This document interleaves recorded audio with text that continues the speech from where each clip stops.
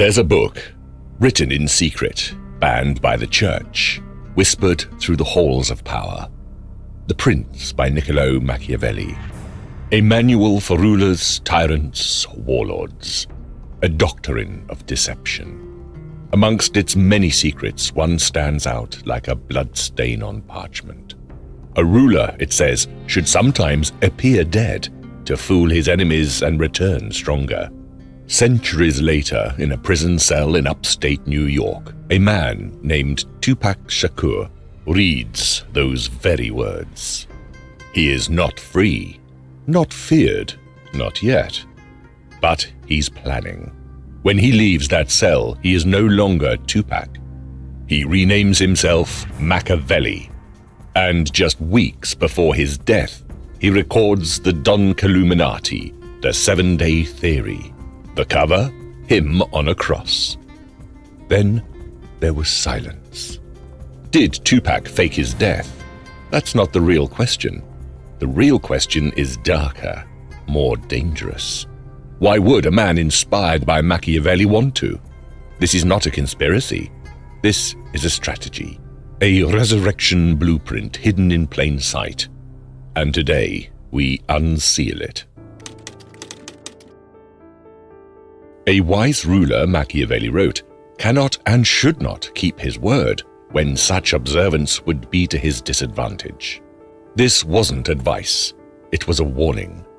In Machiavelli's world, sincerity is a weakness, and weakness is a death sentence. Power isn't held by those who speak plainly. It belongs to those who control perception, timing, and disappearance. Tupac understood this. He read The Prince whilst caged inside Clinton Correctional Facility. He saw the blueprint, and when he walked out of prison, he didn't just adopt Machiavelli's name, he adopted his weapon, vanishing. In the final months of his life, Tupac went into overdrive. He formed the Outlaws, he changed his name to Makaveli, and he recorded the Don Killuminati, the 7-day theory, in just 7 days. A furious, fevered burst of creation. The album is littered with messages about death, rebirth, fate, and vengeance. Its artwork shows Tupac crucified like Christ, not killed, but sacrificed. Symbolic death, chosen death, strategic death. And then he disappears, shot, silenced, and reborn as myth. Machiavelli's true disciples don't fear death, they weaponize it. They vanish so the world forgets the man and remembers the message. Because dead men don't contradict themselves. Dead men don't lose. Dead men become immortal. And if you control how you disappear, you control how you're remembered.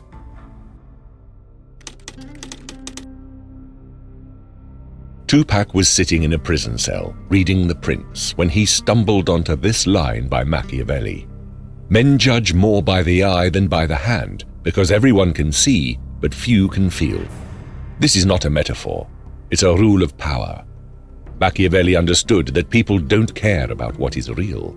They care about what looks real. To survive as a ruler, it's not enough to be strong. You have to appear strong. This is the foundation of modern propaganda, branding, celebrity, and statecraft. Tupac understood this intuitively. In his music, interviews, and public persona, he was constantly shaping what people saw. He built the image of the thug prophet, part street soldier, part revolutionary messiah. On one hand, you've got hit 'em up, that's Tupac putting on the armor, the fighter, the strategist, the guy who walks into a room and dares anyone to challenge him. And on the other, you've got Dear Mama. That's him stripping everything back. The son, the storyteller, the kid who grew up in chaos and still found room for love. To some, he was dangerous. To others, divine. He never let himself be just one thing. The Tupac that scared Middle America wasn't a flaw. It was a strategy. He made himself too complex to be dismissed, too layered to be labeled, too mythic to be fully understood. Just like Machiavelli's fox, he understood if your enemies can't pin you down, they can't destroy you. Even the Don Killuminati, the 7-day theory, was a perception play. It was a ritual. Crucifixion on the cover, apocalyptic warnings in the lyrics. It told the world, this man is about to die and ascend. And once that belief took hold, nothing could kill him. Not really. Tupac wasn't afraid to die. He said it over and over in lyrics, interviews, off-the-cuff conversations. I've been shot, I've been locked up, I've been lied on. But the one thing he couldn't stomach, being forgotten. He said, my only fear of death is reincarnation. People misunderstand this line. Tupac was talking about coming back without a legacy, without impact, without meaning. To him, that was the real death, irrelevance. Love couldn't protect him from that. Love fades. Love switches sides. Love is emotional, and emotion is unstable. But fear leaves a scar. Fear survives memory loss. So he embraced both sides of himself, the saint and the sinner, the wounded child and the ruthless general. He made people cry with Dear Mama and tremble with Hit 'em Up. This wasn't because he was confused, but because he understood something most people never grasp. If they only love you, they'll forget you. If they fear you, even a little, they will remember you forever. This is where Machiavelli enters the frame. He said, it's much safer to be feared than loved, if you cannot be both. Machiavelli did not mean be a monster. He meant that fear is predictable, while love is not. Fear anchors your image. Love drifts. And another line, men are ungrateful, fickle, liars, quick to abandon you in danger. He's explaining that love is loyal until it's inconvenient. Fear, however, operates even when loyalty collapses because people act out of self-preservation, not affection. Tupac didn't just read these ideas, he applied them. Not to terrorize people, but to engrave himself into history. He didn't chase love, he chased immortality. Tupac understood something most people never realize until it's too late. Sometimes you gain more power by stepping back than by stepping forward. Machiavelli taught this principle indirectly, not by telling rulers to hide, but by showing how absence creates uncertainty, and uncertainty creates control. When a leader becomes unpredictable, when he withholds his next move, everyone else becomes reactive, nervous, off balance. Tupac mastered this instinctively. In the final year of his life, he didn't slow down. He vanished in pulses. Moments of total silence followed by explosions of activity. 1 month, he's quiet. Next, he drops Hit 'em Up, a declaration of war. Then he disappears again. Then he reappears as Makaveli, not Tupac, a symbolic death in itself.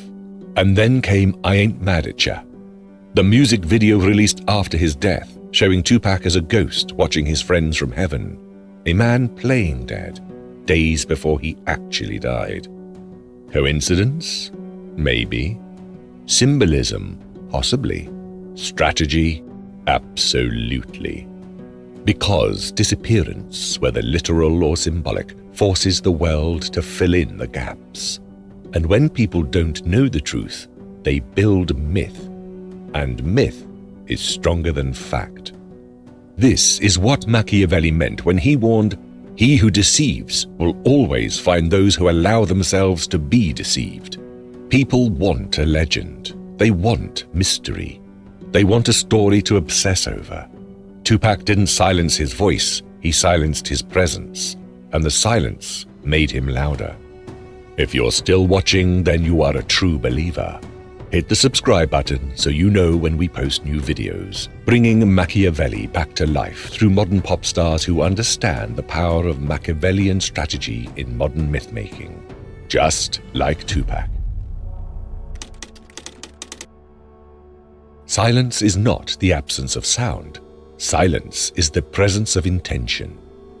Tupac knew this. He wasn't just loud when he needed to be. He was silent when the world expected noise. And silence in the right hands is more terrifying than aggression. When Machiavelli studied power, he noticed something subtle. People fear what they cannot predict. A ruler who speaks constantly reveals his weakness. A ruler who withholds his thoughts becomes unreadable and therefore untouchable. He wrote that the prince must learn to be like the fox, moving quietly, watching everything, revealing nothing until the moment of strike. Tupac played the fox perfectly. He didn't respond to every diss. He didn't explain every rumor. He didn't clarify every controversy. He let the silences work for him. When he went quiet, the industry panicked. Rivals wondered what he was planning.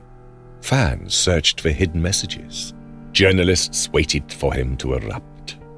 And when he finally did speak on a track in an interview, in a verse recorded at 3 a.m., his words hit harder because they were rare. This is the paradox of power. Noise makes you common. Silence makes you dangerous. Machiavelli understood it as deception. Tupac understood it as survival. Both men mastered the same art, not by shouting over their enemies, but by choosing when not to speak. Silence wasn't passive. It was tactical. Everyone wanted a piece of Tupac's identity. The media dissected him, police departments watched him, politicians condemned him, fans worshipped him, enemies studied him. He learned quickly, if you don't control your own story, the world will write it for you and weaponize it. This is where Machiavelli becomes essential, because The Prince is not just a political manual, it's a guide on managing perception in hostile environments. Machiavelli argued that a leader's survival depends not on who he is, but on who he can appear to be at the right moment. He believed identity is tactical, and then he delivered one of his coldest insights. The promise given was a necessity of the past, the word broken is a necessity of the present. This wasn't about lying for fun.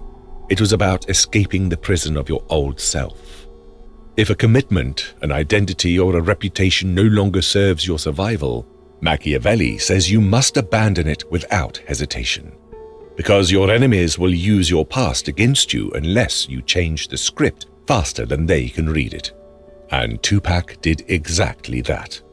At different moments in his life, he played different roles, because different environments demanded different weapons. The poet when the black community needed a voice, the revolutionary when injustice needed a spotlight, the general when the East Coast-West Coast war escalated, the martyr when he sensed the end approaching. Each identity was selective truth. Each identity served a purpose. Each identity made him harder to destroy. Even one of his most iconic lines is a Machiavellian masterclass. I'm not a killer, but don't push me. This is a contradiction as armor. A man who can be peaceful or violent creates uncertainty. Uncertainty creates fear. Fear creates control. Machiavelli understood that a ruler must be undefined, fluid, shifting, ungraspable. Tupac didn't just embrace this idea, he perfected it. He didn't let the world define him.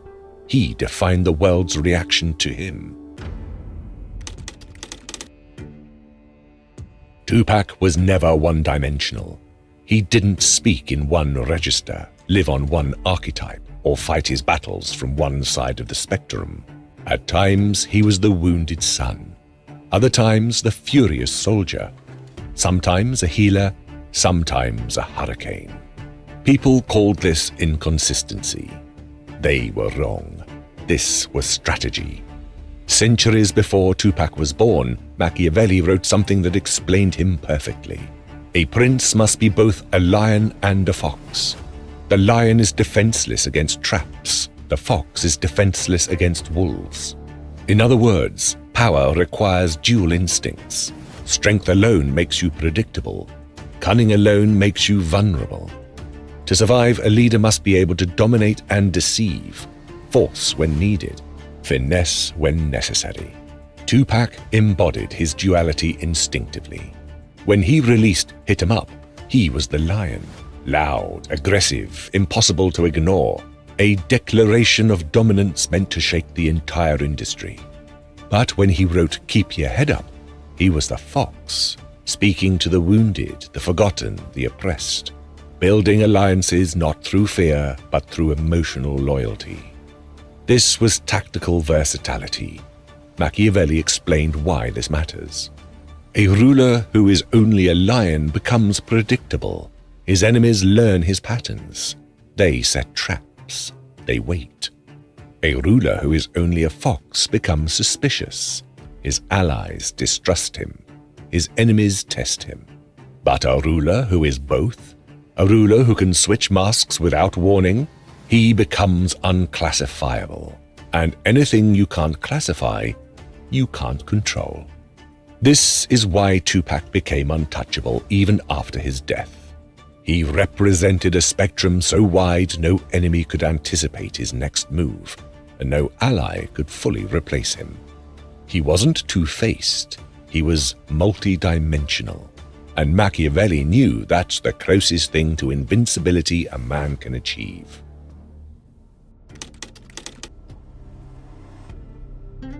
Rebirth wasn't an accident in Tupac's world. It was a pattern.